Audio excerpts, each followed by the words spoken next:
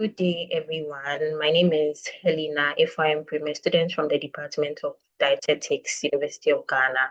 Today, I'm presenting my poster titled Liver Function Test Among Children with Moderate Acute Malnutrition, a secondary analysis of a randomized trial from Burkina Faso. So this research tells us malnutrition affects millions of children worldwide, with about 45 million under 5 years experiencing wasting, and this is very common in low to middle income countries. It's also linked to very serious health issues like infections and causing nearly half the deaths of children globally. In some, which is severe acute malnutrition, there's no liver complication due to some metabolic impairment. However, very little is known about liver impairment or liver damage in moderate acute malnutrition, which is why this study was carried out. So the aim of this study was to investigate whether children with MAM showed early signs of liver damage by assessing their liver function indicators in that particular population, which is the children.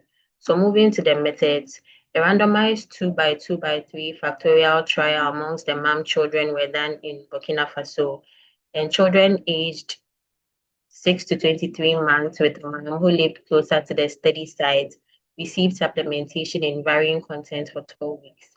The anthropometric data, clinical data, and blood samples were collected at baseline and followed up after 3 months.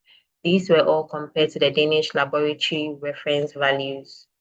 Now to the main finding, we have some graphs, and the summary of these graphs is that liver function tests were generally normal in 1,403 children, with no clear evidence of liver damage. Stunted children had higher total bilirubin levels, and after 3 months of supplementation, there was slight increase in some liver function indicators. There was also reduced baseline phosphates, which predicted poor nutritional recovery. To conclude, the authors came to a consensus that liver function tests in children with MAM were largely within normal ranges, showing no biochemical evidence of clear liver damage.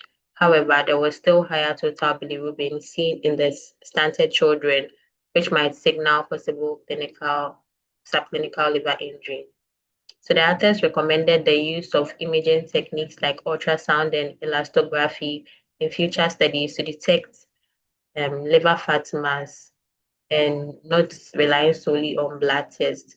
The second recommendation was to validate findings in different populations since reference values differ between regions and populations. And they also recommended the investigation of nutrient-related mechanisms such as deficiencies and metabolic stress, which may contribute to liver vulnerability during malnutrition. Now to the implication for dietetic practice. We have for the first is focusing on quality nutrition and considering certain micro and macronutrients and not calories only to support metabolism and organ functions. Also, monitoring clinical signs, recovery progress, and possible metabolic stress during recovery, since every small biochemical change can occur during feeding programs. Early monitoring beyond weight in children with MAM is also very important, and special attention to stunted children were recommended as they have hidden liver stress and may require targeted intervention.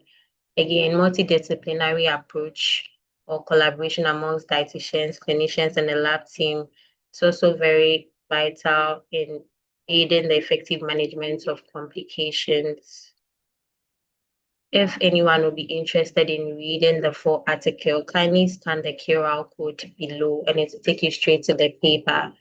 Thank you all for your time, and I'll see you in my next presentation. Bye-bye.